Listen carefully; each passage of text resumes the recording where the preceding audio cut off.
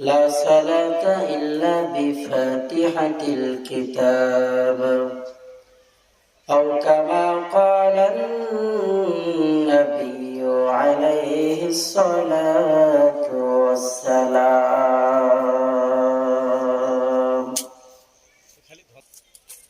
निकलेगा ज़माना आखिर अहले बिदअत निकलेगा ज़माना आखिर अहले बिदअत इस्लाम में नई नई बातें करे इजाद इस्लाम में नई नई बातें करे इजाद ऐ बंदाए खुदा रहो हर दम में तू होशियार बिदअत की जो बदबू करे तुमको ईमान बर्बाद। अल्हम्दुलिल्लाह আজকের এই মাহফিল যারা এই অক্লান্ত পরিশ্রম করে সাজিয়েছেন আল্লাহ পাক সকলের সকল শ্রমকে জান্নাতের বিনিময়ে কবুল করুন, সকলেই বলে আমিন। আমি কোরআন কারীমের সর্বশ্রেষ্ঠ সূরা সূরাতুল ফাতিহা থেকে দুটি আয়াত কারিমা তেলাওয়াত করেছি। আল্লাহ পাক তৌফিক দান করলে কিছু কথা বলার চেষ্টা করব সময়ের সংক্ষিপ্ত পরিসরে ইনশাআল্লাহ। সূরার শুরুতেই আল্লাহ পাক রব্বুল আলামিন বললেন আলহামদুলিল্লাহি রাব্বিল আলামিন আর রহমানির রহিম মালিকি ইয়াউমিদ্দিন। সমস্ত তারিফ এবং প্রশংসা কার জন্য? লিমান, কার জন্য? আল্লাহর জন্য। আল্লাহকে রব্বিল আলামিন, যিনি জগৎ সমূহের জন্য হলো আল্লাহ পাক রব্বুল আলামিন। শুরুতে এই সূরা শুরু করার পূর্বে আলিফ লাম ব্যবহার করলেন কেন? তাফসীর কারকগণ বলেন আলিফ লাম এজন্যই ব্যবহার করেছেন যে প্রশংসার যত প্রকার হতে পারে, প্রশংসার যত কিসম হতে পারে, প্রশংসার যত ধরন হতে পারে, আল্লাহ পাক রব্বুল আলামিন শুরুতে আলিফ লাম দিয়া সমস্ত প্রকার প্রশংসার কথা এখানে উল্লেখ করেছে। আমার ভাইরা, আল্লাহ পাক রব্বুল আলামিন 114টি সূরা কোরআন কারীমের মধ্যে দিয়েছেন।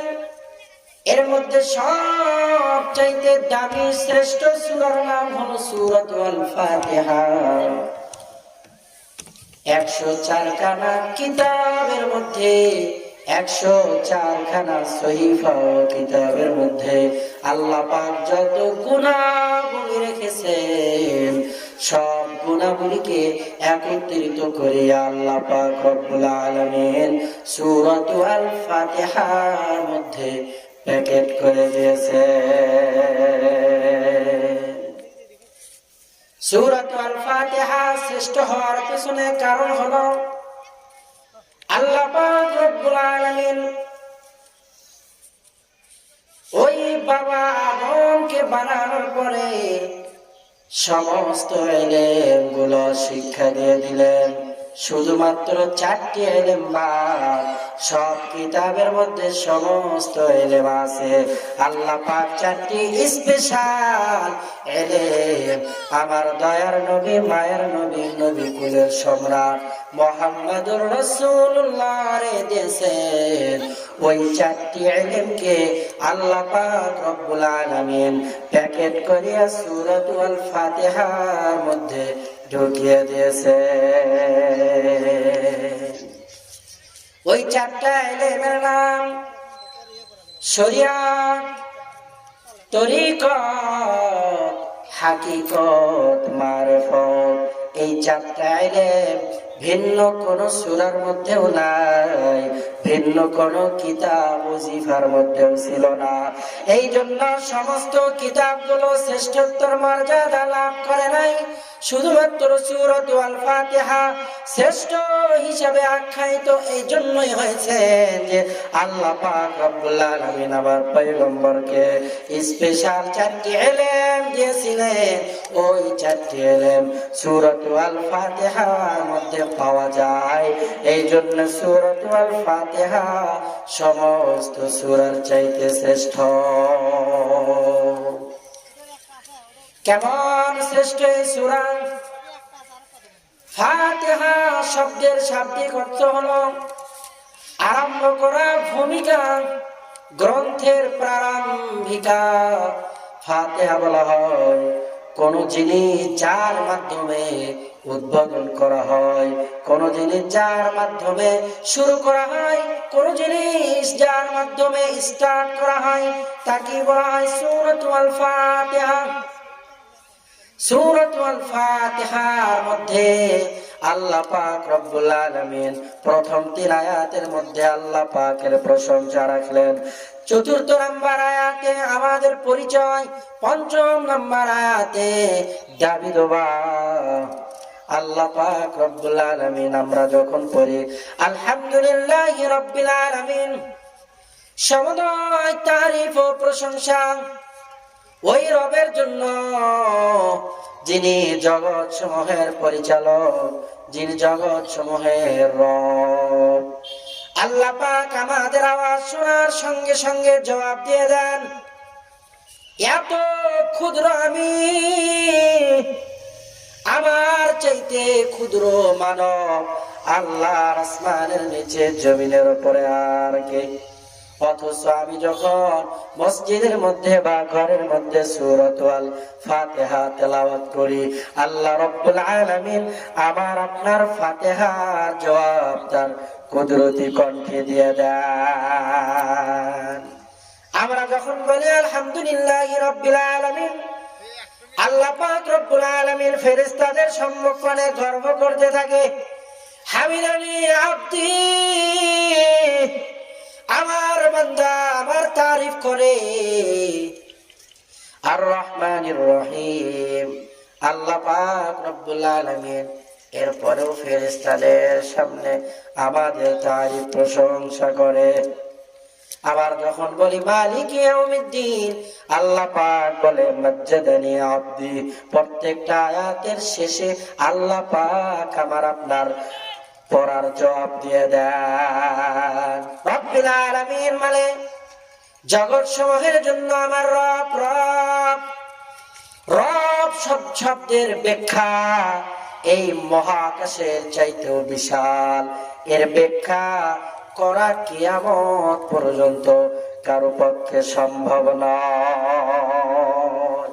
রব শব্দ নিয়ে ব্যাখ্যা করলি কোন ব্যক্তির পক্ষে সম্ভব নয় রব শব্দের ব্যাখ্যা বিশ্লেষণ শেষ করা। তাহলে এই রবের মধ্যে আল্লাহ পাক রব্বুল আলামিন কত কিছু জমিয়ে রেখেছেন। জগৎ সমূহের জন্য আল্লাহ তাআলা রব। জগৎ সমূহ আমরা সর্বপ্রথম আলমে আরওয়াতে ছিলাম, যেটাকে বলা হয় রূহের জগৎ। ওই রূহের জগতে আল্লাহ পাক রব্বুল আলামিন বললেন, আলাস্তু বিরাব্বিকুম? ক্বালু বালা। আলাস্তু বিরাব্বিকুম, আমি কি তোমাদের রব নয়? ওই রূহের জগতে আল্লাহ পাক আমাদের সঙ্গে রব হিসেবে পরিচিত হয়েছেন। আল্লাহ পাকের কথা শুনে সমস্ত রূহগুলো চুপ হয়ে গেল, কারো জবান দিয়ে কোনো আওয়াজ নাই। আল্লাহর হাবিব জনাবে মুহাম্মদুর রাসূলুল্লাহ সাল্লাল্লাহু তাআলা আলাইহি ওয়াসাল্লাম, সর্বশ্রেষ্ঠ মহামানব, সর্বশ্রেষ্ঠ নবী, তার জবান দিয়ে বললেন ক্বালু বালা। আল্লাহর পয়গম্বরের পরে সমস্ত সৃষ্টি আস্তে আস্তে ক্বালু বালা বলা শুরু করলো। আমাদের সাথে আল্লাহ পাক সর্বপ্রথম পরিচয় হলেন রব হিসাবে। দুনিয়াতে এখনো আসি নাই, দুনিয়া থেকে বিদায় নিয়ে কবরের বাড়িতে চলে যাব। আল্লাহ তাআলা সেখানেও বলবেন মান রব্বুক, তোমার রব কে? ওই রূহের জগতেও রব, আবার ওই কবরের জগতেও প্রশ্ন করবে তোমার রব কে? আল্লাহ পাক রব্বুল আলামিন সর্বপ্রথম মহামানব, সর্বপ্রথম নবী পয়গম্বর আদমকেও তার পরিচয়টা শিখিয়ে দিলেন। রব্বানা যালামনা আনফুসানা ওয়া ইল্লাম তাগফির লানা ওয়া তারহামনা লানাকুনান্না মিনাল খাসিরিন। আদম নবীর সঙ্গে আল্লাহ পাক রব হিসাবে পরিচয় হলেন। কোরআনের সর্বপ্রথম সূরা আল্লাহ পাক আলহামদুলিল্লাহি রাব্বিল আলামিন রব বলে আমাদের সঙ্গে পরিচয় হলেন। কোরআনের সর্বশেষ সূরা সূরাতুন নাস, আল্লাহ তাআলা এই সূরার মধ্যেও তার পরিচয় দিলেন, কুল আউযু বিরাব্বিন নাস। সর্বপ্রথম আমার নবীর উপরে সূরাতুল আলাক নাযিল হয়ে যায়। আল্লাহ পাক রব্বুল আলামিন সূরাতুল আলাকের মধ্যে জানিয়ে দিলেন ইকরা বিসমি রাব্বিকাল্লাযী খালাক। আল্লাহ পাকের কোরআন, আল্লাহ পাকের কালাম নিয়ে জিবরিল আমিন আসলেন, নবীকে বললেন নবী পড়ুন ইকরা বিসমি রাব্বিকাল্লাযী খালাক। আল্লাহ পাক আমার নবীর সঙ্গে রব বলে পরিচয় হলেন। আবার আল্লাহ রাব্বুল আলামিন আমাদেরকে রূহ দিয়েছেন কে? ইয়াসআলুনাকা আনির রূহ কুলির রূহু মিন আমরি রাব্বি। আল্লাহ পাক আমাদেরকে মাটি থেকে মানুষ বানাইলেন। আদম নবীরে আল্লাহ পাক মাটি দ্বারা সৃষ্টি করলেন। মাটি নেওয়ার পরে 40 বছর রাখলেন। আবার ওই মাটির উপরে 40 বছর বৃষ্টি দিলেন। আবার আল্লাহ পাক রব্বুল আলামিন বাবা আদমের স্ট্রাকচার বানালেন, গঠন বানালেন। আল্লাহ পাক বাবা আদমের শরীর বানাইলেন। বানানোর পরে সূর্যের আলো দ্বারা 40 বছর তাপ দিলেন। এই মোট 120 বছর। কত বছর? 120 বছরে বাবা আদমের কোনো অস্তিত্বই ছিল না। হালাতাল ইনসান হিনুম মিনাদ দাহরি লাম ইয়াকুন শাইআম মাযকুরা। 120 বছর বাবা আদমের কোনো অস্তিত্বই নাই। আবার আমরাও যখন মায়ের গর্ভে আসি আমাদেরও 20 দিন কোনো অস্তিত্ব থাকে না। প্রথম 20 দিন নুতফা, দ্বিতীয় 20 দিন রক্ত, তৃতীয় 20 দিনের মধ্যে আল্লাহ পাক গোশত বানান। আদম নবী 120 বছর পর অস্তিত্ব এসেছেন। আমরা মানুষ, আমরা 120 দিন পর অস্তিত্ব আসি।